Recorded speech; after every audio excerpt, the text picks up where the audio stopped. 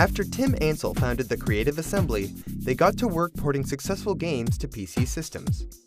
But when their first original effort, Shogun Total War, evolved from a cheap knockoff to genre leader, they suddenly found themselves a top-level developer. They continued their success by moving their franchise through time and space, from feudal Japan to medieval Europe.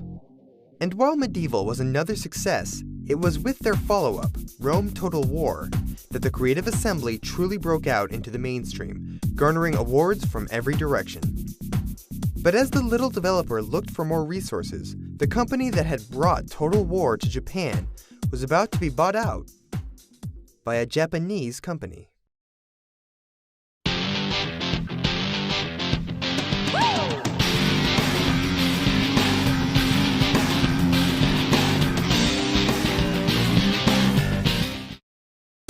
Even with their successful series, the Creative Assembly was going to need more funding to remain competitive in an increasingly expensive industry.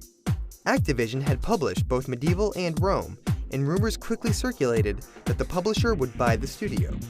But to everyone's surprise, in March 2005, the Creative Assembly announced that they would be acquired, not by Activision, but by Japanese publisher Sega. This was the first time that Sega had acquired a third-party company since they had left the hardware business. Sega had publicly stated that they wished to expand into the Western market and saw the Creative Assembly as a rising star in that sector. And so, in October 2005, the Creative Assembly released its first game under Sega's banner, a complete break from anything they'd done before: Spartan Total Warrior.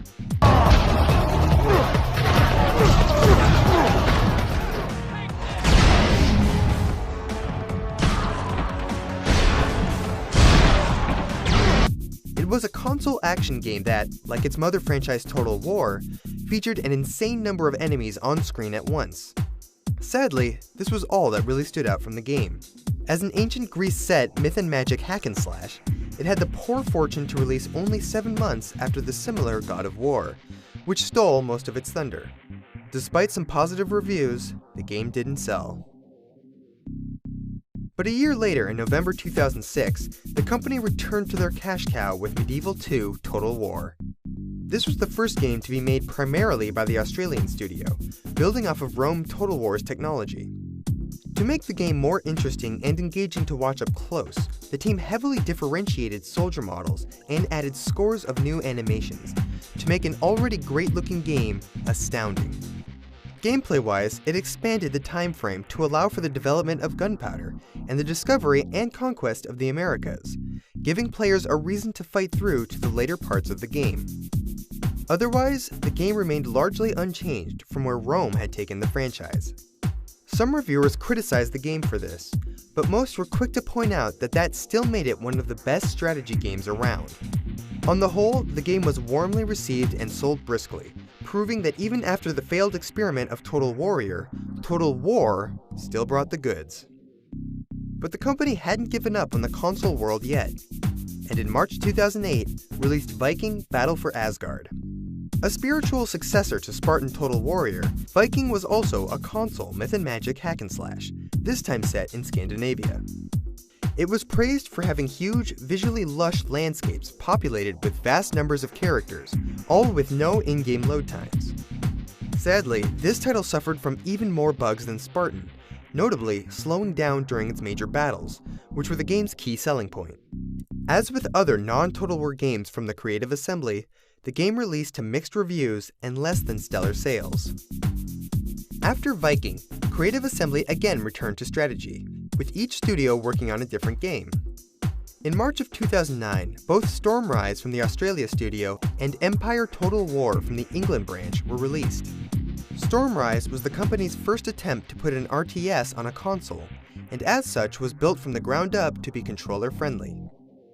It was set in a future dystopia between two warring factions, and like other console strategy games, focused more on specific units than it did on the battle entire. However, on release, the game was blasted for horrendous AI and numerous bugs. Their console control scheme was also cited as poorly implemented at best. It suffered from terrible reviews and poor sales, which put tremendous pressure on Creative Assembly's other title to succeed. Unfortunately, Empire Total War would sail past all expectations. Unlike other games in the series, Empire began in a mini-campaign that acted as a long tutorial. The road to independence put the player in the shoes of British colonists founding a new world, and later of an American commander leading his band of armed peasants against the mighty British Empire.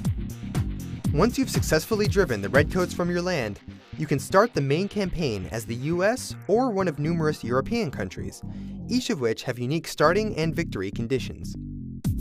But the biggest and most visible change was real-time naval battles. The most requested feature of the franchise for years, Empire finally allowed players to become an admiral as well as a general. Once again featuring authentic units and real-world tactics, for many it was the final missing piece in the Total War puzzle. However, with all this incredible depth in gameplay, the development crew found that coding an AI that could handle it all was much harder than anticipated. This was partly because the company's lead AI programmer quit only a few months before the ship date. When the game was released, the AI was so broken that many gamers found it difficult to take the game seriously. It took the creative assembly a few patches to fix the issue, but in the end, Empire Total War stood as a towering example of what strategy games could be, and its sales blew away all comers. It is by leaps and bounds the best-selling of the Total War franchise, and so it was no surprise when they announced that they weren't finished with the musket era. For their next project, the creative assembly wanted to inject more personality and story into their franchise. They had tried this before by focusing a campaign around a single legendary conqueror, with the Rome Total War expansion, Alexander. This time around, they'd be telling the story of the Imperial Age's greatest general, Napoleon Bonaparte. My enemies are many. My equals are none. The game will be split into 3 campaigns, the Italian, Egyptian, and Grand campaigns that Napoleon fought. While these will give direction and focus to the Total War single player, the game's multiplayer will undergo the largest revision in the franchise's history. When a player enters a battle in a campaign, he will choose whether to fight the AI as usual, or to have another gamer drop in, take command of the enemy force, and try to defeat him. It will give the player a true feeling of fighting against an opponent, without knowing how talented the enemy general will be until the battle is done.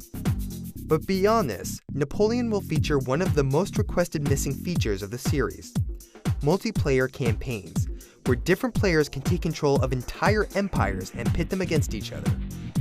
For the first time, players can fight entire wars with each other, not just battles.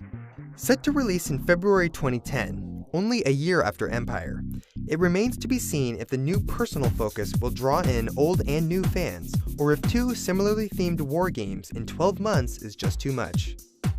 But with positive reviews already coming in, and the goodwill of one of strategy gaming's best franchises, Napoleon looks set to conquer all before it. Over 20 years, the creative assembly evolved from a one-man porting studio to a renowned developer with global reach. Even though they only set out to make cheap games, a lucky break and a leap of faith rewarded them with a landmark series that still sets the bar for what strategy games can achieve. They haven't yet impacted the console market the way they have with PCs, but if the creative assembly has proved anything, it's that sometimes the unlikeliest force emerges victorious. Sire, your enemies lie defeated.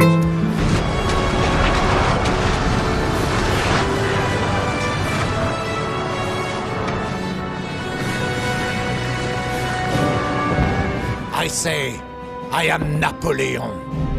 I am Emperor.